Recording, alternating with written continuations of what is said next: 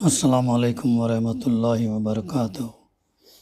اعوذ باللہ من الشیطان الرجیم، بسم اللہ الرحمن الرحیم۔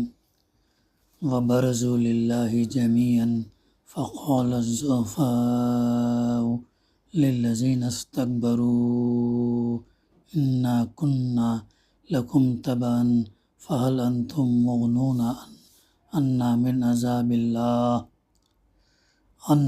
عذاب اللہ من شیء قالوا لو هدانا اللہ لہدیناکم سواء علینا اجزعنا ام صبرنا ما لنا من محیص۔ صدق اللہ العلی العظیم۔ رب اشرح لی صدری ویسر لی امری واحلل عقدۃ من لسانی یفقہوا قولی رب زدنی علما۔ سورہ ابراہیم کی تفسیر کا سلسلہ الحمدللہ جاری ہے۔ ابھی آیت نمبر 21 کی تلاوت ہم نے سماعت کی۔ اس آیت کی تفسیر میں جانے سے پہلے گزشتہ ہمارے مطالعے میں جو بات آئی، اللہ تعالیٰ نے فرمایا جن لوگوں نے اپنے رب سے، اپنے اللہ سے کفر کیا، حق کو چھپایا، سرکشی کی، بغاوت کیا، ان کے اعمال کی مثال اللہ تعالیٰ پیش کیا۔ کیا مثال ہے وہ؟ اس راکھ کی سی ہے جسے ایک طوفانی دن کی آندھی نے اڑا دیا ہو۔ راکھ کا ڈھیر جب ہوتا ہے تو اس میں کوئی وزن ہوتا ہے کہ وہ ہوا یا طوفان کو جھیل سکے؟ نہیں، بلکہ طوفان اور ہوا کے ساتھ جو وہ اڑ جاتا ہے۔ تو ایسی مثال ہے۔ تو انکار کرنے والے دنیا میں یہ سمجھ کر عمل کرتے رہے کہ اس کا ان کو اجر ملے گا، لیکن چونکہ ان کے پاس ایمان نہیں تھا، اللہ کو نہیں مانتے تھے، رسول کو نہیں مانتے، قیامت کو نہیں مانتے، آخرت کی جواب دہی کو نہیں، تو پھر ان کے جو اعمال جو دنیا کے لیے تھے تو ان کی مثال اللہ تعالیٰ نے دی کہ وہ راکھ کا ڈھیر کے مانند ہوں گے، اور طوفانی ہوا جب آئی تو اس کو اڑا لیا، یعنی پورا خسارے میں رہیں، کچھ اعمال ان کے کچھ بھی کام نہیں آئیں گے۔ یہ ہے وہ بات جس کی مثال اللہ تعالیٰ نے دی۔ وہ اپنے کیے کا کچھ بھی پھل نہ پا سکیں گے۔ عمل جو بھی ہو، ایمان اور عمل صالح جو بھی ہو، تو وہ جو ہے اللہ کی خاطر، اللہ کی رضا کے لیے جو ہے وہ ہونا چاہیے، تو وہ اپنے کیے کا کچھ بھی پھل جو ہے نہ پا سکیں گے۔ یہی پرلے درجے کی گمگشتگی ہے۔ کیا تم دیکھتے نہیں ہو کہ اللہ نے آسمان اور زمین کی تخلیق کو حق پر قائم کیا؟ کہ اللہ تعالیٰ غور کرنے کے لیے کہہ رہا ہے، اپنی اہم نشانی کا تذکرہ کر رہا ہے۔ زمین اور آسمان کی پیدائش، زمین اور آسمان کی تخلیق، ان کی پیدائش، ان کا سنبھلنا، ان کا توازن برقرار رکھنا۔ حالانکہ اس کائنات کے اندر بہت ساری چیزیں کیا ہیں؟ معلق ہیں، یعنی وہ گھوم رہے ہیں، امیزنگ سپیڈ سے گھوم رہے ہیں، اور وہ کتنی بڑی نشانی ہے۔ کون اس کو سنبھالے ہوئے ہے؟ کون سا ایندھن ہے جو اس کو اتنی رفتار سے چلا رہا ہے؟ کون ہے جو اس کا توازن برقرار رکھا ہے، کہیں ڈھلک نہیں جاتی؟ یہ جتنا گہرائی میں ہم جائیں گے اتنا ہم کو اللہ سبحانہ و تعالیٰ کی نشانیاں معلوم ہوں گی۔ تو یہ جو قائم کیا اللہ تعالیٰ نے، حق پر قائم کیا، سچ پر قائم کیا۔ شرک کی بنیاد جھوٹ ہے، شرک یعنی جھوٹ پر ہے، اور توحید سچائی پر ہے، حق پر ہے۔ تو حق غالب آ کر ہے، چاہے حالات کیسے بھی ہوں، حق جو ہے غالب آ کر ہی رہے گا۔ وہ چاہے، آگے فرمایا، وہ چاہے تو تم لوگوں کو لے جائے اور ایک نئی خلقت تمہاری جگہ لائے۔ اگر اللہ تعالیٰ چاہے تو ہم جو نافرمان ہیں، جو برائیوں کا صدور کر رہے ہیں، جو سرکش ہیں، باغی ہیں، اگر اللہ چاہے تو ہٹا دے کر ایک نئی مخلوق، ایک نئے لوگوں کو اللہ تعالیٰ لے سکتا، تو ایسا کرنا اللہ سبحانہ وتعالیٰ کے لیے کچھ بھی دشوار نہیں، ایسا کرنا کچھ بھی یہاں تک ہمارا مطالعہ ہوا تھا۔ آگے فرمایا جا رہا، اب آج کی آیت جو ہم نے تلاوت کی، وَبَرَزُوا لِلَّهِ جَمِيعًا فَقَالَ الضُّعَفَاءُ لِلَّذِينَ اسْتَكْبَرُوا إِنَّا كُنَّا لَكُمْ تَبَعًا فَهَلْ أَنْتُمْ مُغْنُونَ عَنَّا مِنْ عَذَابِ اللَّهِ مِنْ شَيْءٍ۔ اور یہ لوگ جب اکٹھے اللہ کے سامنے بے نقاب ہوں گے، یعنی یہاں جو ہے قرآن مجید کا اعزاز بیان کا ایک عملی نمونہ ہے۔ یہ فی ظلال القرآن میں سید قطب شہید لکھتے ہیں، اعزاز بیان کی ایک اور، قرآن مجید کے اعزاز بیان کی ایک اور بلند چوٹی کا مشاہدہ جو ہم کریں گے۔ یہ اعزاز فنی تصویر کشی، ادائے معنی اور الفاظ میں ہم آہنگی کے اعتبار سے ہے۔ ابھی ایک لمحہ پہلے ہم سرکش دشمنان حق کا انجام دیکھ رہے تھے، کس طرح ایک ایک ظالم اور ہٹ دھرم ناکامی تباہی سے دوچار ہوا، اور ابھی وہ دنیا ہی میں تھا کہ پیچھے سے جہنم میں اس کی تصویر کی جھلک دکھلائی گئی۔ لیکن اب ہم ان سرکش، جابر، متکبر لوگوں کو میدان حشر میں دیکھ رہے ہیں۔ قرآن انسانوں اور ان کے پیغمبروں کی عظیم ترین سرگزشت کا سلسلہ جاری رکھتے ہوئے اس کا آخری منظر پیش کرتا ہے۔ یہ آخری منظر پیش کرتا ہے آخرت کے دن۔ یہ منظر قیامت کا ایک دلچسپ منظر ہے جو حرکات تاثرات سے بھرپور ہے، اور جس میں کمزور پیروں اور دنیا میں بڑے بننے والے لیڈروں نیز ان میں اور شیطان میں مکالمے ہوتے ہیں۔ تفہیم میں مولانا مودودی رحمہ لکھتے ہیں کہ بروز کے معنی جو ہے محض نکل کر سامنے آنے اور پیش ہونے ہی کے نہیں ہے، بلکہ اس میں ظاہر ہونے اور کھل جانے کا مفہوم بھی جو ہے شامل ہے۔ اسی لیے مفسر نے اس کا ترجمہ بے نقاب ہو کر سامنے آ جانا کیا ہے۔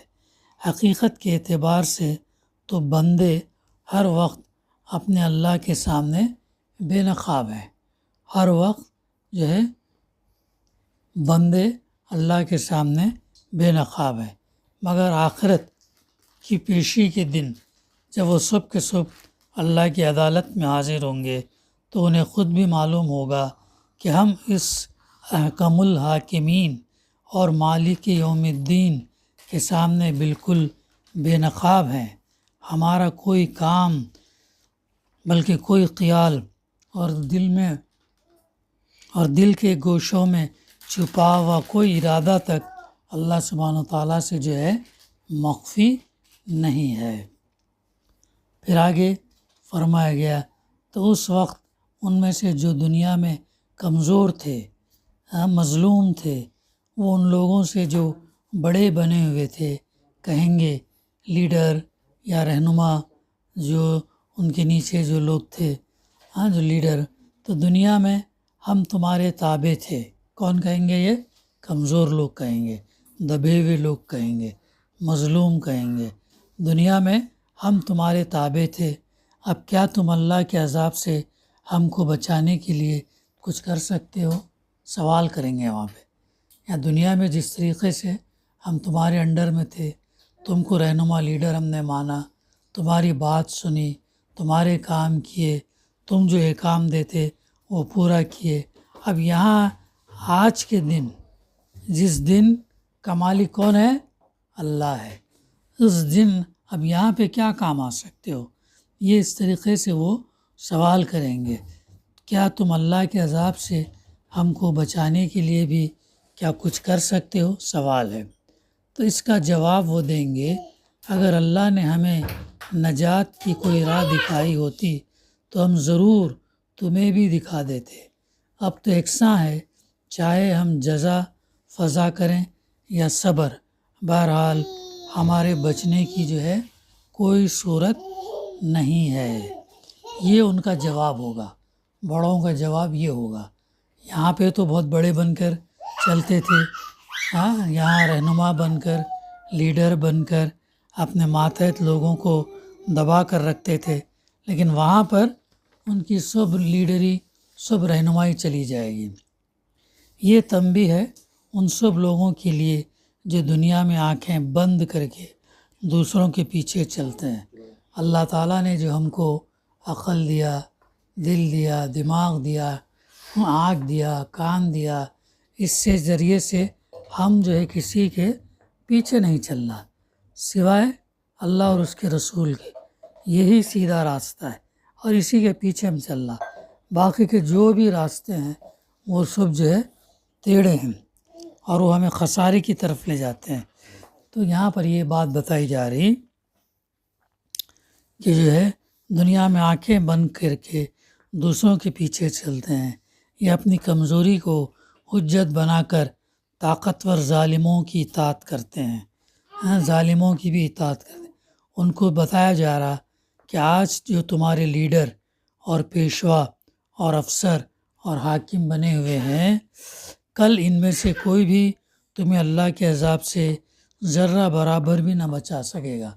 تو اللہ تعالیٰ نے آج دنیا کے اندر ہی بتا دیا، یہ بتا دیا کہ آج جو بڑے بنے ہوئے ہیں وہاں پر تمہارے کوئی کام نہیں آئیں گے، بلکہ ہمیں اللہ کے رسول صلی اللہ علیہ وسلم کی تعلیمات سے کسی بھی معلوم پڑتا کوئی کسی کا بوجھ اٹھانے والا نہیں، ہر ایک کو اپنا بوجھ جو ہے اٹھانا رہے گا۔ ہاں، تو یہ بھی بات آتی نا کہ اگر کوئی مجرم اگر ہوگا، پتہ چلے گا کہ وہ کس میں جانے والا ہے، جہنم میں، تو وہ چاہے گا کہ جو ہے میں اپنی اولاد، اپنی بیوی، اپنے ماں باپ، بھائی، رشتہ دار، ان تمام کو اب میری جگہ بھیج دو لیکن میں اس آگ سے بچ جاؤں۔ یہ وہ بھیانک منظر جو ہے قرآن مجید نے کھینچا ہے۔ تو وہاں پر جو ہے کوئی بھی جو ہے اس عذاب سے نہیں بچا سکے گا۔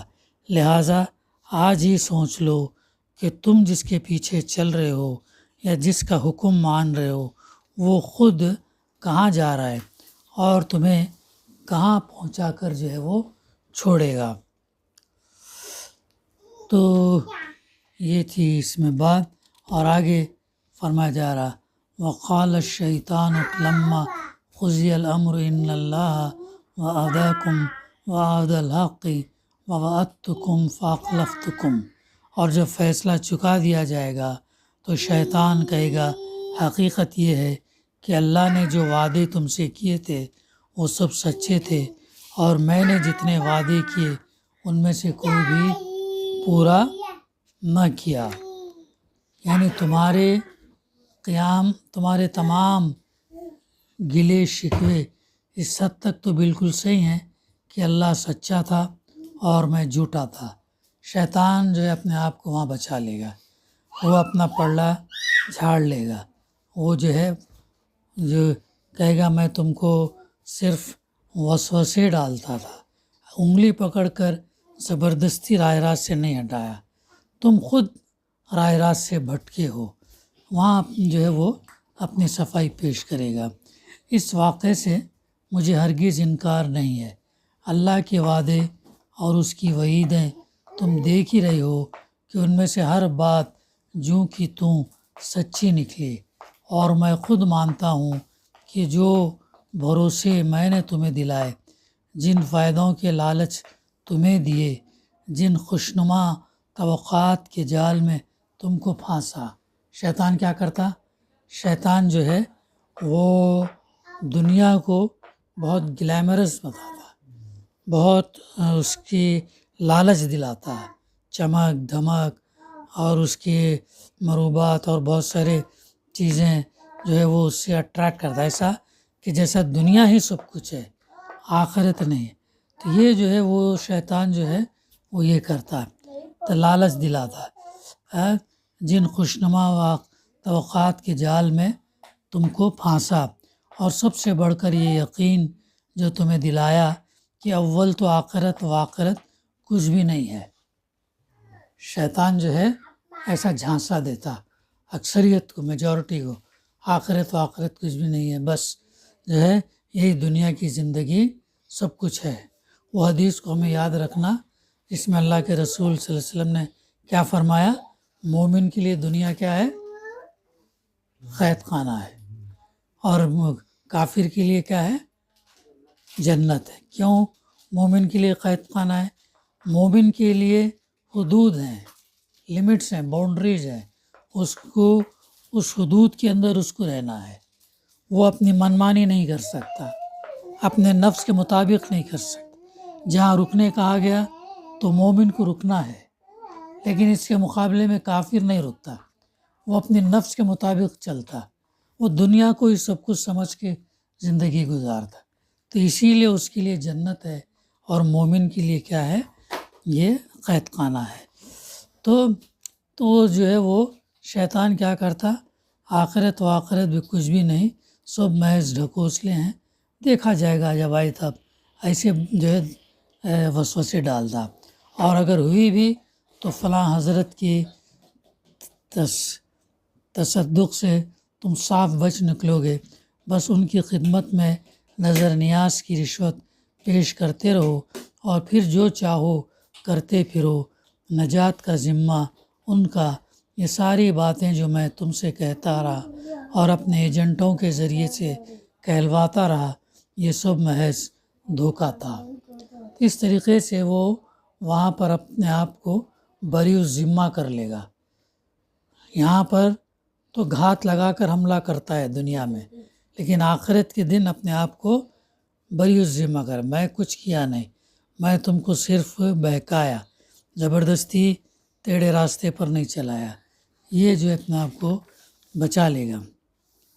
آگے کیا کہے گا، میرا تم پر کوئی زور تو تھا نہیں، کوئی زور زبردستی نہیں تھی، میں نے اس کے سوا کچھ نہیں کیا کہ اپنے راستے کی طرف تمہیں دعوت دی، اور تم نے میری دعوت پر لبیک کہا۔ یہ ہے کام جو شیطان کرتا ہے، میں تم کو اپنے راستے پر بلایا اور تم جو اس راستے پر لبیک کی۔ یعنی تفسیر ہے، یعنی اگر آپ حضرات ایسا کوئی ثبوت رکھتے ہوں کہ آپ خود راہ راست پر چلنا چاہتے تھے اور میں نے زبردستی آپ کا ہاتھ پکڑ کر آپ کو غلط راستے پر کھینچ لیا، تو ضرور اسے پیش فرمائیے۔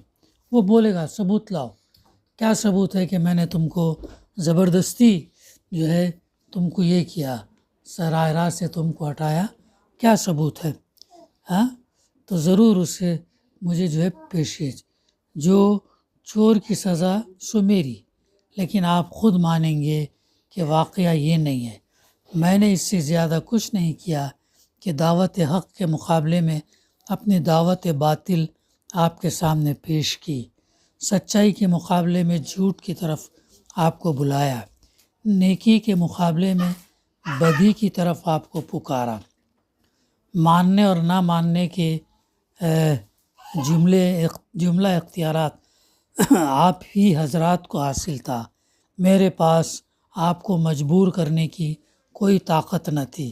اب اپنی اس دعوت کا ذمہ دار تو بلا شبہ میں خود ہوں، اور اس کی سزا بھی پا رہا ہوں، مگر آپ نے جو اس پر لبیک کہا اس کی ذمہ داری آپ مجھ پر کہاں ڈالنے چلے ہیں؟ اپنے غلط انتخاب اور اپنے اختیار کے غلط استعمال کی ذمہ داری تو آپ کو خود ہی اٹھانا پڑے گا۔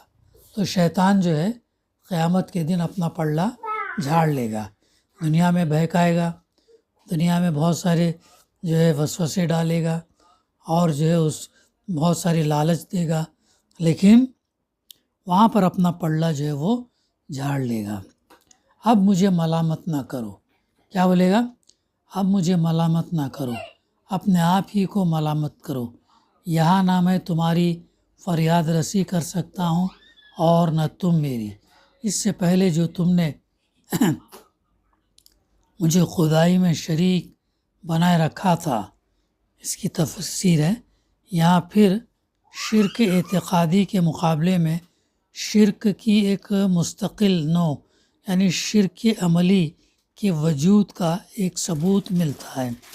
ظاہر بات ہے کہ شیطان کو اعتقادی حیثیت سے تو کوئی بھی نہ خدائی میں شریک ٹھہراتا اور نہ اس کی پرستش کرتا، سب اس پر لعنت ہی بھیجتے ہیں، البتہ اس کی اطاعت اور غلامی اور اس کے طریقے کی اندھی یا آنکھوں دیکھے پیروی ضرور کی جا رہی ہے، اور اسی کو یہاں شرک کے لفظ سے تعبیر کیا گیا ہے۔